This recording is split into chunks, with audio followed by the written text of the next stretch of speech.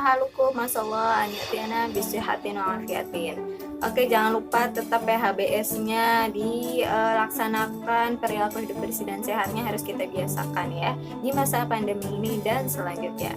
Baiklah, sebetulnya Ana tuh mau bahas tentang i'rab, tapi pas Ana buka-buka buku lama Ana lagi, ternyata banyak istilah dalam i'rab itu yang akan membingungkan kalian.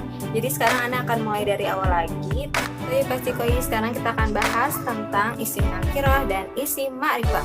Musyahada selain koi.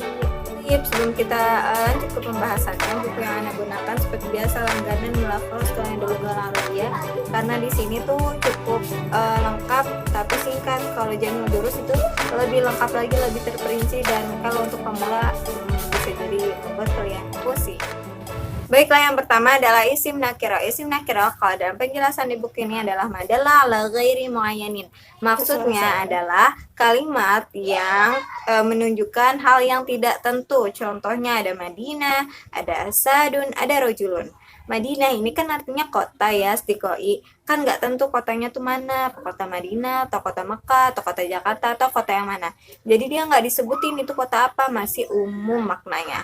Terus kayak rojulun itu juga kan banyak. Ada misalnya kan laki-laki rojulun, ada anak kecil seperti waladun. Ada misalnya dia membahas tentang profesinya, misalnya mudarisun. Nah itu kan masih umum, laki-lakinya yang gimana. Nah seperti itu adalah isim nakirah. Sebelum kita bahas tentang isim nakirah dan isim ma'rifah yang lebih jauh, kita akan review sedikit tentang jumlah mufidah. Sebenarnya Ana udah pernah posting video ini tapi udah lama banget ya. Nggak apa-apa kita review sedikit. Jumlah mufidah itu adalah kalimat yang lengkap. Kalimat yang lengkap itu gimana? Jadi kalimat tersebut tersusun dari 2 kata atau lebih dan memiliki makna. Jadi intinya dia memiliki makna.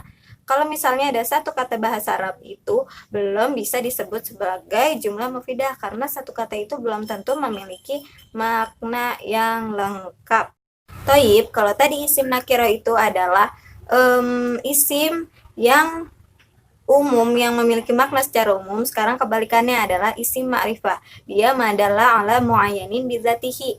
Dia memiliki makna tertentu dari kata tersebut. Nah, isim ma'rifah ini astikoi dia ada banyak banget rentetannya dan akan Ana coba bahas singkat satu persatu. Nah, di sini ada beberapa kata atau kalimat yang bisa dikategorikan sebagai isim ma'rifah. Yang pertama ada domir. Domir itu kan kata ganti orang ya, ana, wahumahum, ya humahuna, yang itu. Nah, kemudian ada juga isim isyarah atau kata tunjuk kayak hadza, hadhihi, ini. Nah, itu bisa dia disebut sebagai isim ma'rifah. Kemudian ada isim mausul seperti alladzi, alladzani, allai, dan lain-lain. Setelah itu ada juga al-mu'arraf bi'al. Al-mu'arraf bi'al itu misalnya kan tadi ada kata rojulun. Rojulun itu kan dia masih umum, laki-laki apa. Kalau kita ngomong hadzar rojulu, ar-rojulu. Nah, rojulun yang diberi alif lam sebelumnya itu juga bisa disebut sebagai isim ma'rifah. Tiga selanjutnya itu ada isim alam, terus mudhof, sama munada. Isim alam itu adalah kata untuk nama benda dan nama kota. Bisa misalnya nama orang atau nama benda kayak meja, kursi, maktab, kursi. Kemudian bisa nama tempat seperti Al-Qahira, Al-Madinah, Jakarta, Bogor, dan lain-lain. Itu namanya isim alam. Kalau misal mudhof, misalnya ada kitabut thalib, al-thalib. Kan kalau idhofah itu kata pertamanya itu dia ma'rifah tapi tanpa al, kata keduanya ma'rifah tapi dengan al. Misalnya kitabut thalib atau miftahul babi. Nah, kan itu kita belum tahu miftahul babi kan kunci pintu. Pintu yang mana? Karena dia idhofah terus ada alif lamnya, jadi udah tentu kunci pintu yang ini gitu.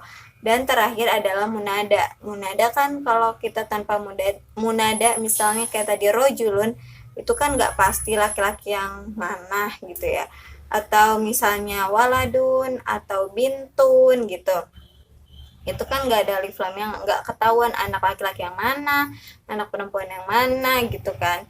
Nah, kita tambahkan munada. Munada itu teman-teman astikoi buat kata panggil, wahai temanku, wahai laki-laki, ya rojul. Nah, itu juga bisa menjadi isim ma'rifah.